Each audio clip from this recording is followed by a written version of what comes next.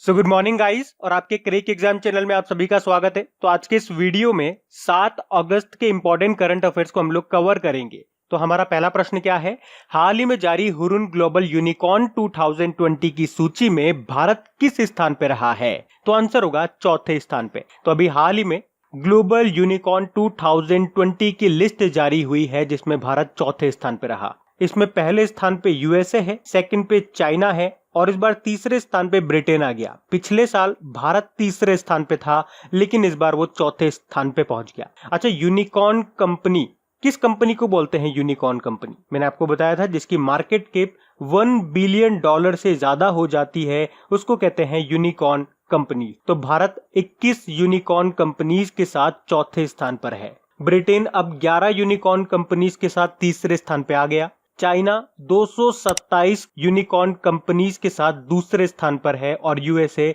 233 unicorn companies के साथ पहले स्थान पर है। तो ये आप ध्यान रखना। बढ़ते हैं आगे। फिर हाल ही में किसे 2020 के इम्पैक्ट वुमेन अवार्ड से सम्मानित किया गया? तो आंसर होगा कलीपुरी को। तो इंडिया टुडे ग्रुप की वाइस चेयरपर्सन है ये कलीपुरी और अभी इन्हीं को 2020 के लिए प्रतिष्ठित इम्पैक्ट मोस्ट इन्फ्लुएंशियल वुमेन यानी कि सबसे प्रभावशाली महिला अवार्ड से सम्मानित किया गया है। उन्होंने वर्ष 2020 के लिए एडवर्टाइजिंग, मीडिया और मार्केटिंग क्षेत्र की 50 सबसे प्रभावशाली महिलाओं में शीर्ष स्थान हासिल किया है, यानी कि टॉप पे रही है। और इम्पैक्ट वुमेन अवार्ड का ये इस बार का नवा एडिशन था। तो इनका नाम याद रखना, क्या नाम है? कलीपुरी नाम है। बाकी दीपांकर घोष हमने पढ़ा था, उत्कृष्ट पत्रकारिता के लिए प्रेम भाटिया पुरस्कार जीता था इन्होंने। केजंग डी थोंगडॉक अरुणाचल प्रदेश के फिल्म निर्माता है और अभी आपको याद होगा इन्होंने शॉर्ट डॉक्यूमेंट्री जिसका नाम है ची लूपो, उसके लिए दादा साहब फाल्के अवार्ड 2020 जीता था। बाकी अर्नब चौधरी की बात करेंगे तो टूनज मीडिया अवार्ड जीता था इन्होंने। बढ़ते हैं आगे।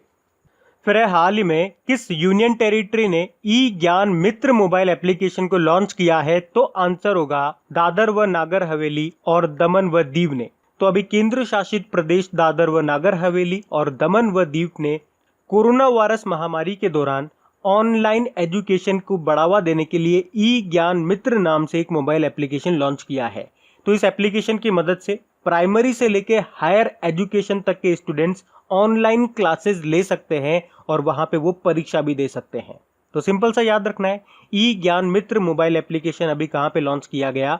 दादर व नागर हवेली और दमन व दीव ने। अब ये एक ही हो चुके हैं, मैं आपको बता चुका हूं, पहले हम पढ़ चुके हैं। इन दोनों को मर्ज कर दिया गया है और इनके एडमिनिस्ट्रेटर यानी कि प्रशासक कौन है? प्रफुल्ल पटेल है। बढ़ते आगे। फिर हाल ही में किसे भारत के अगले नियंत्रक और महालेखा परीक्षक यानी कि कॉम्प्ट्रोलर एंड ऑडिटर जनरल के रूप में नियुक्त किया गया है? तो आंसर होगा गिरीश चंद्र मुर्मू को। अच्छा, गिरीश चंद्र मुर्मू आप जानते हो ये कौन है? ये जम्मू कश्मीर के पहले लेफ्टिनेंट गवर्नर हैं, पर अभी इन्होंने 5 अगस्त को ही इस्तीफा दे दिया है।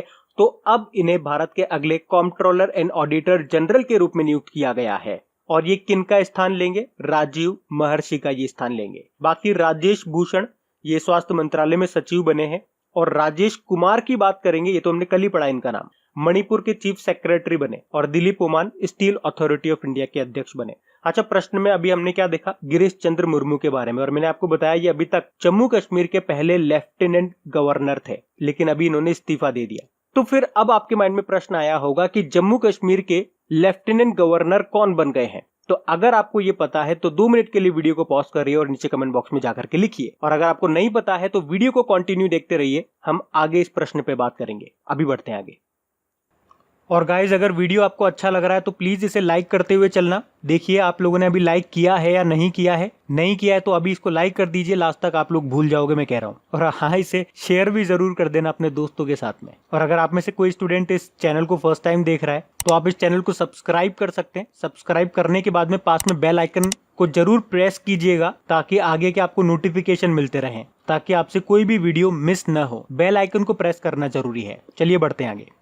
फिर हाल ही में जारी फ्यूचर ब्रांड इंडेक्स 2020 में रिलायंस इंडस्ट्रीज कितने स्थान पे रही है? तो आंसर होगा दूसरे स्थान पे। तो अभी हाल ही में जारी फ्यूचर ब्रांड इंडेक्स 2020 में रिलायंस इंडस्ट्रीज दूसरे स्थान पे रहा है और इसमें पहले स्थान पे कौन रहा है? पहले स्थान पे है एप्पल। एप्पल पहले पे है, दूसरे पे है रिलायंस इंडस्ट्रीज, तीसरे पे है सैमसंग और चौथे पे है एनवीडिया। तो किसके अकॉर्डिंग बात कर रहे हैं? तो फ्यूचर ब्रांड इंडेक्स 2020 के अकॉर्डिंग हम बात कर रहे हैं, तो ये भी आपको ध्यान रखना है। वैसे एप्पल से आपको याद आ गया होगा अभी सबसे बड़ी कंपनी कौन सी बन गई है? एप्पल बन गई है। किसको पीछे छोड़ दिया है? सऊदी अरेबिया की अरामको कंपनी को पीछे छोड़ करके एप्पल फर्स्ट नंबर पे आ गई है। लेकिन ऊर्जा क्षेत्र में सबसे बड़ी कंपनी आपकी अरामको ही है, और सेकंड नंबर पे ऊर्जा क्षेत्र में बात कर रहे हैं हम तो रिलायंस इंडस्ट्रीज है। बढ़ते आगे। फिर है हाल ही में किसने raw a history of India's covert operations नाम की बुक को लिखा है? तो आंसर होगा यतीश यादव ने। तो पत्रकार और लेखक हैं ये यतीश यादव, और इन्होंने ही इस बुक को लिखा है जिसका नाम है raw a history of India's covert operations. तो इस बुक में रॉ के द्वारा किए गए वीरतापूर्ण कार्यों के बारे में बताया गया है। अच्छा, रॉ की स्थापना कब हुई थी? 1968 में। नई दिल्ली में हेडक्वार्टर है और इसके चीफ का नाम आपको याद होना चाहिए, सामंत गोयल है। अभी कुछ दिन पहले ही मैंने आपको बताया था। बाकी आरसी भार्गव की बात करेंगे, ये मारुति सुजुकी के अध्यक्ष है और इन्होंने अभी एक बुक लिखी थी जिसका नाम है getting competitive a practitioners guide for India. CAV Pattabhi Ram ने भी एक बुक लिखी है फ्यूचर ऑफ हायर एजुकेशन के नाम से, जिसको भी लॉन्च किया था हमारे vice president M Venkaiah Naidu ji ने। उर्जित पटेल RBI के पूर्व गवर्नर है, मैंने हर बार आपको बताया इनका नाम इंपॉर्टेंट है। ये बुक डेफिनेटली एग्जाम में आएगी। कौन सी बुक लिखी थी इन्होंने? Overdraft saving the Indian saver. बढ़ते आगे। फिर हाल ही में सबसे ज्यादा छक्के लगाने वाले अंतरराष्ट्रीय कप्तान कौन बन गए हैं? तो आंसर होगा इयॉन मॉर्गन। तो इंग्लैंड के कप्तान हैं ये इयॉन मॉर्गन, और अभी इन्होंने पूर्व भारतीय कप्तान MS धोनी के 211 छक्के के रिकॉर्ड को छूकर अंतरराष्ट्रीय क्रिकेट में सर्वाधिक छक्के लगाने वाले कप्तान बन गए हैं। मॉर्गन ने कप्तान के रूप में 163 मैचों में यह रिकॉर्ड बनाया है, जबकि MS धोनी का रिकॉर्ड 332 मैचों में बना था। तो इनका नाम याद रखना, इयॉन मॉर्गन नाम है। बाकी स्टुअर्ट ब्रॉड के बारे में हमने पढ़ा था। अभी 500 टेस्ट विकेट लेने वाले 7वें गेंदबाज बने थे, ये इंग्लैंड के हैं कि क्रिकेटर। बाकी जॉर्डन हेंडरसन इंग्लैंड के फुटबॉलर ऑफ द ईयर पुरस्कार के लिए चुना गया था इनको। और जेमी वर्डी ये लिसेस्टर सिटी के स्ट्राइकर हैं और इन्होंने अभी Premier League Golden Boot football award जीता था। तो इनके नाम भी याद रखने हैं, ये अभी न्यूज में थे। तो बढ़ते हैं आगे। फिर अभी हाल ही में हिरोशिमा डे कब मनाया गया? तो आंसर होगा 6 अगस्त को। अच्छा, आपको याद होगा सेकेंड वर्ल्ड वॉर, उसके समय अमेरिका ने 6 अगस्त 1945 को जापान के हिरोशिमा शहर पे लिटिल बॉय नाम का एटम बॉम्ब गिराया था। इसीलिए हम 6 अगस्त को हिरोशिमा डे के रूप में मनाते हैं। और इस एटम बॉम्ब का नाम भी आप याद रखना, क्योंकि ये भी कई बार एग्जाम में पूछा जा चुका है। लिटिल बॉय जो तैनात किया गया दुनिया का पहला एटम बॉम्ब था। इसे US B-29 बॉम्बर एयरक्राफ्ट से गिराया गया था। इस बॉम्ब में यूरेनियम भरा हुआ था और ये विस्फोट इतना विशाल था जिसने शहर की लगभग 90% आबादी को खत्म कर दिया था। लगभग 70,000 लोग मारे गए थे और बाद में इसकी विकिरणों यानी कि वेव्स के कारण, तरंगों के कारण लगभग 10,000 लोग और मारे गए थे। अच्छा, ये तो होता है हिरोशिमा डे, हमने 6 अगस्त को मनाया। एक नागासाकी डे भी हम मनाते हैं। चलो, ये मेरा प्रश्न है, बहुत सिंपल सा प्रश्न है। नागासाकी डे कब मनाते हैं बताओ कमेंट बॉक्स में टाइप करके। बाकी इंपॉर्टेंट डे वाला क्वेश्चन है। तो अभी तक हमने एक तो 1 अगस्त को मनाया था मुस्लिम महिला अधिकार दिवस, और 1 अगस्त को ही नेशनल माउंटेन क्लाइंबिंग डे भी मनाते हैं, राष्ट्रीय पर्वतारोहण दिवस। फिर 3 अगस्त को हमने मनाया था विश्व संस्कृत दिवस, और 1 से 7 अगस्त को यानी कि अगस्त का पहले हफ्ते को हम वर्ल्ड ब्रेस्ट फीडिंग डे के रूप, और अगस्त के पहले हफ्ते को हम मनाते हैं वर्ल्ड ब्रेस्ट फीडिंग डे के रूप में। इस बार की थीम रही थी support breast feeding for a healthier planet. बढ़ते आगे। फिर हाल ही में किसे जम्मू कश्मीर का उपराज्यपाल नियुक्त किया गया है? तो आ गया वो प्रश्न। तो सही उत्तर होगा मनोज सिन्हा को। तो पीछे तो हमने पढ़ ही लिया था कि जो जम्मू कश्मीर के पहले लेफ्टिनेंट गवर्नर थे गिरीश चंद्र मुर्मू, अभी उन्होंने 5 अगस्त को इस्तीफा दे दिया।